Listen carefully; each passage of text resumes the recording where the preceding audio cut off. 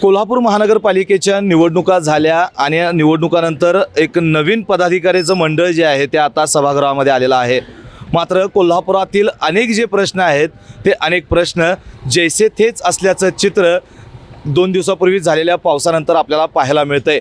एकीकडं महानगरपालिका प्रशासनाकडून नालेसफाई जी आहे ती युद्धपातळीवर केली जाते। कालच नालेसफाई केली गेली, जवळपास 25 डंपर नालेसफाईतून जो गाळ होता तो काढण्यात आलेला आहे। नालेसफाई एकीकडे सुरू आहे, मात्र कोल्हापूर शहरातील जे काही चॅनल आहेत त्या चॅनलची परिस्थिती आपण आता बघू शकता। मी सध्या लक्ष्मीपुरी परिसरातील कोंबडी बाजार मध्ये आहे आणि या कोंबडी बाजारामध्ये आपण बघतोय की जे चॅनल पूर्वी जवळपास 50 वर्षांपूर्वी ज्या चॅनलचं बांधकाम झालेलं आहे तेच चॅनल आज अस्तित्वात आहेत आणि आज या चॅनलची परिस्थिती एका अवकाळी पावसानं काय झालेली आहे आपण या चित्रपतीच्या माध्यमातून बघू शकताय। आता या चॅनलमधून मोठ्या प्रमाणात प्लॅस्टिकचा आणि घरात वापरला जाणारा कचरा मोठ्या प्रमाणात निघत आहे। महापालिकेच्या आरोग्य विभागाने या ठिकाणी आता युद्धपातळीवर काम करून हे गाळ काढण्याचं काम या ठिकाणी सुरू केलेलं आहे। मात्र याचा नाहक त्रास जो आहे तो आणखीन किती दिवस या कोंबडी बाजार परिसरात राहणारे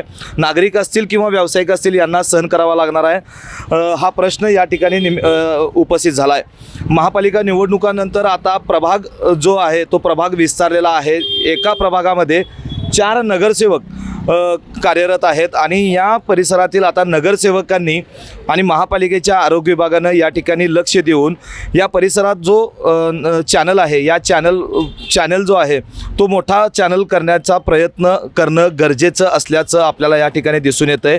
खरं बघायला गेलं तर या चॅनलमध्ये छत्रपती शिवाजी महाराज चौक असेल, भाऊसिंगजी रोड असेल किंवा 12 इमाम असेल, आझाद गल्ली असेल आणि मटन मार्केट परिसरातील सर्व जे सांडपाणी आहे गटारीतलं हे सांडपाणी या चॅनलमध्ये येतं आणि या चॅनलमध्ये मोठ्या प्रमाणात कचरा तुंबून राहिल्यामुळं हे पाणी असं रस्त्यावरून वाहताना आपल्याला या ठिकाणी पाहायला मिळतं आहे।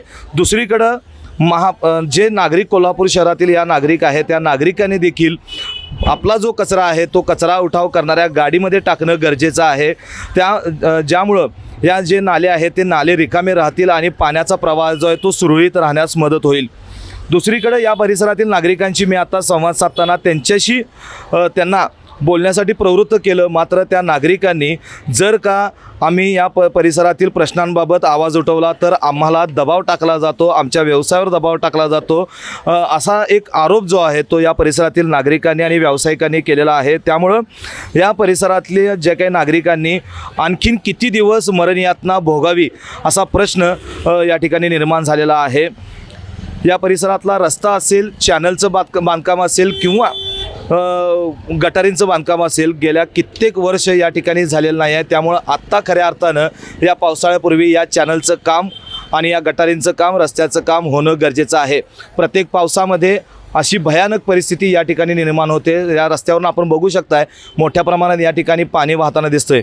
दुसरा एक प्रश्न या ठिकाणी निर्माण झालेला आहे की आरोग्य विभागाकडे जे काम करणारे कर्मचारी आहेत या कर्मचाऱ्यांना ज्या काही सुविधा महापालिकेनं देणं गरजेचं आहे, जसं की हँड ग्लोव्ज असतील, शूज असतील, मास्क असतील आणि त्यांना जे काही सेफ्टीची जी काही आवश्यक साहित्य आहे ते साहित्य देखील आता मिळणं महत्त्वाचं आहे। कारण कोल्हापूर शहराचं आरोग्य जपणारे जे कर्मचारी आहेत त्या कर्मचाऱ्यांचं देखील आरोग्य आहे, ते देखील मनुष्य आहेत आणि त्यांच्याही आरोग्याची काळजी आता महापालिकेनं घ्यावी असं आम्हाला वाटतंय।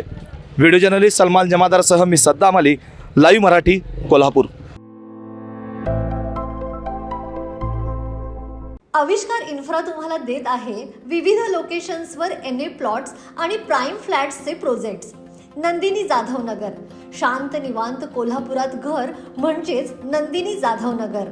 मल्हार रामगिरी, तुमच्या स्वप्नातील बंगल्याची पहिली पायरी। मल्हार रामगिरी हातकणंगले।